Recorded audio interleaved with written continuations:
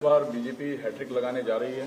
जी बिल्कुल लगाने जा रही है और मैं तो ऐसा मानता हूं कि सारे रिकॉर्ड तोड़कर बीजेपी इस बार असम में जीतेगी, क्योंकि जिस प्रकार से मोदी जी के नेतृत्व में हमारे मुख्यमंत्री हेमंत बिस्वा शर्मा जी ने कार्य किया है, एक बहुत पॉजिटिव वेव असम में इस बार दिखाई पड़ती है और एक मैसिव इस प्रकार की जीत असम में बीजेपी को मिलेगी।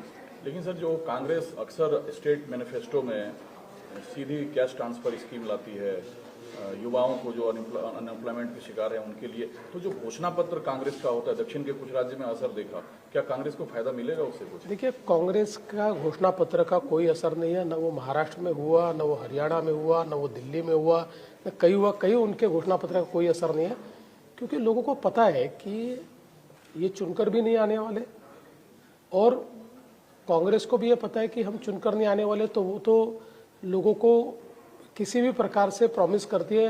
वो तो ये भी कह सकती है कि हम ताजमहल हर एक को बांध कर देंगे, हम हर एक को ताजमहल बना कर देंगे, लेकिन वास्तविकता क्या है लोगों ने देखा है, किस प्रकार से विकास होता है ये लोगों ने देखा है, इसलिए कांग्रेस पर किसी का भरोसा नहीं है। सर, इंटरनल सिक्योरिटी के लिए नक्सल एक बड़ा थ्रेट हुआ करता था। अमित शाह जी ने कल कहा जो सरकार ने डेडलाइन तय किया था 31 मार्च, उसको हमने पूरा कर दिया, भारत नक्सल मुक्त हो गया।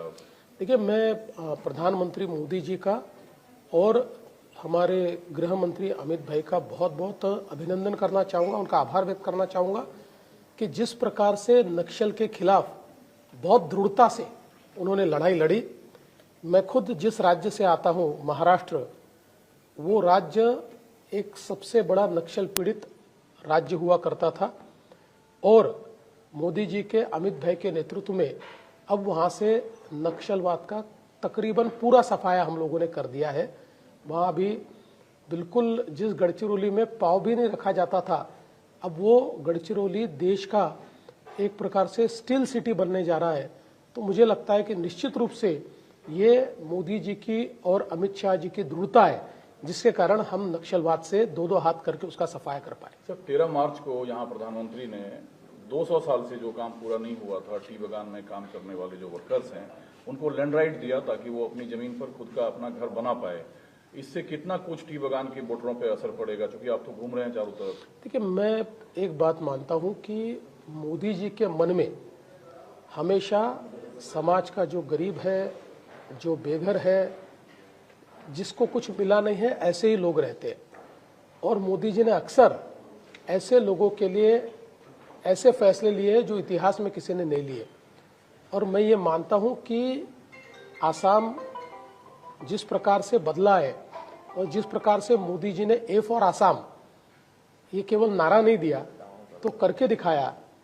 मुझे लगता है कि चाहे वो चाय बागान के लोग हो या फिर बाकी भी असमीज हो, सभी लोग मोदी जी के साथ और हमारे मुख्यमंत्री जी के साथ है। सर, एक प्रेडिक्शन तो आप कर सकते हैं, क्योंकि आप लोग चुनाव इस तरीके से जीतते हैं, वन साइडेड विक्ट्री ले लेते हैं। बिहार में जो हुआ, अपोजिशन की स्थिति में नहीं रह पाती है कांग्रेस, जो डेमोक्रेसी के लिए बड़ा असमंजस की स्थिति पैदा होती है। देखिए, अल्टीमेटली आप अगर लोगों का विश्वास प्राप्त करेंगे तो लोग आपको डिसाइसिव मैंडेट देते हैं और कांग्रेस ने एक प्रकार से लोगों का विश्वास तोड़ा है।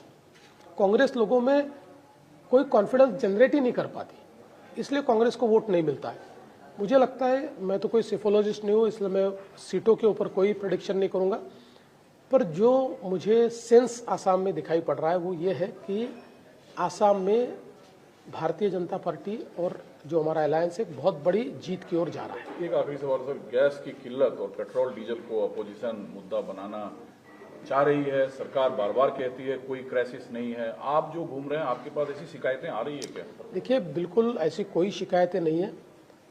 उल्टा, आप अगर हमारे आसपास के देश, एशियन कंट्रीज, यूरोपियन कंट्रीज देखेंगे तो वॉर के क्राइसिस में तकरीबन कई कंट्रीज ने लॉकडाउन किया है, किसी ने 4 डे वीक किया है, किसी ने 3 डे वीक किया है। भारत एक ऐसा है जहाँ जनजीवन कहीं पर भी इफेक्ट नहीं हुआ।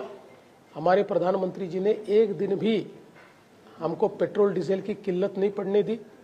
हमारे यहाँ पर जो डोमेस्टिक गैस है उसकी किल्लत नहीं हुई और जो कमर्शियल है उसको भी 70% तक रिस्टोर करने का काम हमारे प्रधानमंत्री जी ने किया है। मैं ऐसा मानता हूं कि इस प्रकार का मैनेजमेंट शायद ही कोई कर पाए जो मोदी जी ने करके दिखाया है। लेकिन ये भी बड़ी दुख की बात है कि क्राइसिस के समय भी राजनीति करने का काम कांग्रेस ने किया। पेट्रोल पंपों पे पेट्रोल होते हुए लोगों को लाइनों में खड़े करने का काम, उनमें डर पैदा करने का काम ये कांग्रेस ने किया, ये राहुल जी ने किया। ये बहुत, मैं ऐसा मानता हूं, बुरी बात है।